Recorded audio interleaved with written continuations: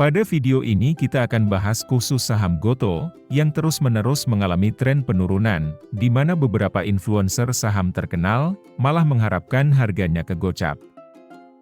Serta, update kondisi bagaimana saham buka, dan beli, yang juga sesama startup, di mana malah terpantau aman-aman saja.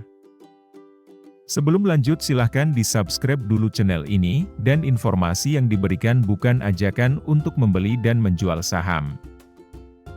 Setelah gagal menuju harga gocap, atau ke harga 50 per lembar saham, Gotoh sempat mengalami kenaikan sebesar 25% dari level terendahnya di harga 55 perak per lembar, dan pada awal bulan November 2023 ini masih bertahan di harga 70 per lembar saham. Setidaknya saya menemukan 3 faktor yang menjadi kunci kebangkitan atau malah kehancuran saham Gotoh, yang berpotensi terjadi di masa depan. Pertama adalah faktor pemegang saham. Di sini, PT Saham Anak Bangsa sebagai pengendali memiliki hanya 2,27% saham saja. Ini tentu menjadi salah satu indikator negatif di mana pengendali hanya mempunyai sedikit kepemilikan saham. Kemudian, masyarakat sudah mempunyai 70,2% saham, sehingga menjadi keraguan bagi para investor terkait masa depan Gotoh. Namun, dari data saham masyarakat yang bisa diperdagangkan. Di sini investor asing mempunyai 81% saham Gotoh, di mana tentunya masih banyak investor-investor besar yang nyangkut. Sehingga secara teori, kepentingan investor besar yang nyangkut masih akan panjang ceritanya. Sedangkan berbeda dengan kondisi saham buka dan beli. Di mana pada saham Bukalapak, PT Kreatif Media Karya sebagai pengendali masih memiliki hanya 24,627% saham. Bahkan pada kasus saham beli, PT Global Investama Andalan sebagai pengendali dan pemegang saham terbesar, masih memiliki sebanyak 83,86% saham. Ini tentu menjadi salah satu indikator yang menjadi pembeda di mana, pada saham beli dan buka pengendali masih punya kepemilikan yang lebih besar daripada Gotoh. Kemudian, untuk data saham masyarakat yang bisa diperdagangkan. Pada saham Bukalapak investor asing mempunyai 49,1% saham buka.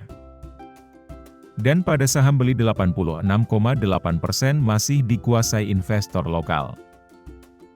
Sehingga bisa kita simpulkan sampai saat ini dari ketiga saham startup ini, saham buka dan Gotoh mayoritas masih dikuasai investor asing. Sedangkan pada saham beli mayoritas masih dikuasai investor institusi lokal. Kedua, faktor kinerja fundamental. Saham Gotoh, sampai kuartal 3 tahun 2023 ini, masih mencatatkan kerugian sebesar 2,2 triliun, namun jika dibandingkan dengan kuartal 3 di tahun 2022 dan 2021, tentunya kerugian Gotoh sudah mengalami tren penurunan.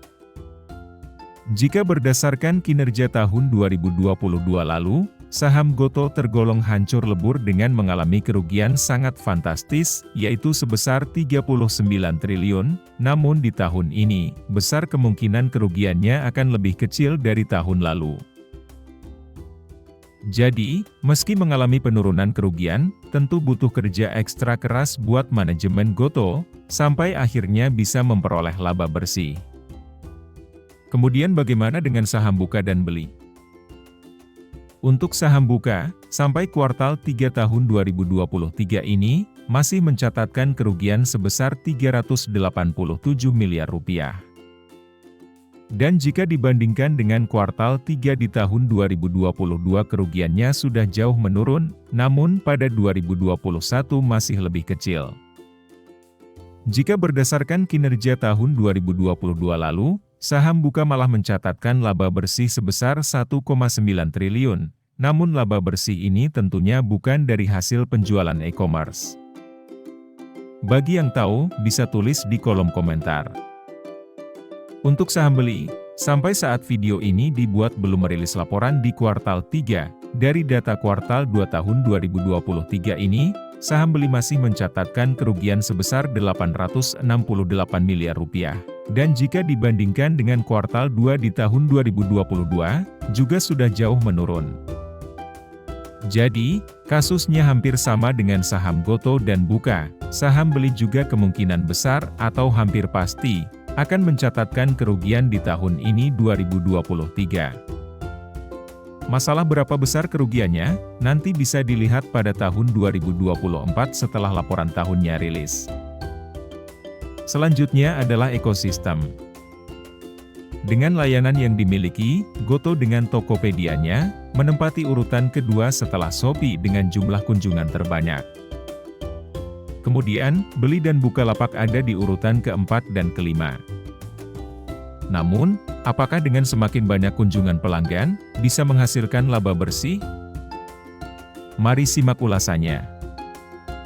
Pertama, Gotoh dengan 3 pilar utamanya, yaitu Gojek, Tokopedia, dan GoPay, bekerja sama untuk menciptakan ekosistem yang kuat di mana pengguna dapat menikmati berbagai layanan yang mencakup transportasi, belanja online, pembayaran digital, dan banyak lagi.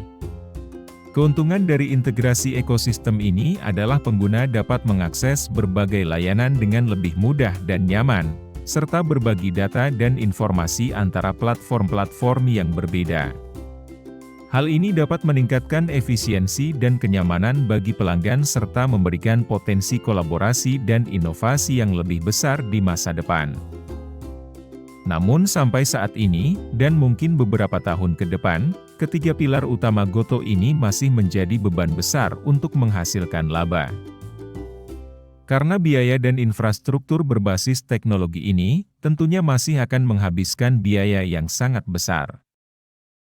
Kemudian bagaimana dengan kondisi buka dan beli? Ekosistem Bukalapak mencakup berbagai elemen yang mendukung berbagai aspek, memungkinkan penjual untuk menjual berbagai produk secara online kepada pembeli. Bukalapak memiliki kehadiran yang kuat di Indonesia dan berfokus pada mendukung UKM serta petani. Kemudian untuk ekosistem beli dengan Blibli.com. Secara platform e-commerce, hampir sama seperti Tokopedia dan Bukalapak yang menawarkan berbagai kategori produk, namun yang menjadi pembeda adalah dimiliki oleh Djarum Group. Mungkin salah satu potensi keunggulan Blibli.com dalam mengakuisisi atau bermitra dengan Tiket.com dapat menciptakan sinergi antara platform e-commerce dan pemesanan tiket perjalanan. Sehingga jika disimpulkan secara singkat, Tokopedia dikenal karena inovasinya dalam layanan finansial dan pembayaran digital, seperti Toko Cash dan dompet digital. Gotoh juga menawarkan berbagai promosi dan program insentif bagi pelanggan dan penjual dalam ekosistem Gotoh. Keunggulan Bukalapak terletak pada pendekatan inklusif mereka terhadap UKM dan petani lokal, yang memungkinkan buka untuk menjual produk secara online. Bukalapak juga kuat dalam mendukung pengiriman dan pembayaran digital. Blibli.com mungkin memiliki keunggulan dalam kategori produk yang lebih beragam, seperti produk elektronik, gaya hidup, dan kecantikan. Beli juga memiliki layanan khusus yang terkait dengan bisnis Djarum Group. Nah, dari ekosistem dengan berbagai macam keunggulan dan kelebihannya masing-masing, budaya belanja di Indonesia sangat dipengaruhi oleh kecenderungan konsumen untuk mencari promo, diskon, dan penawaran dengan menarik banyak konsumen. Namun secara beban akan menjadi lebih berat untuk mencapai profit. Khusus untuk Gotoh, tantangan terbesar yang akan dihadapi Gotoh adalah tekanan pada margin. Jika Gotoh menawarkan promo dan diskon yang terlalu sering atau terlalu besar, ini dapat memberikan tekanan pada margin keuntungan. Ini menjadi beban jika penawaran tersebut tidak diimbangi dengan strategi yang dapat mempertahankan profitabilitas.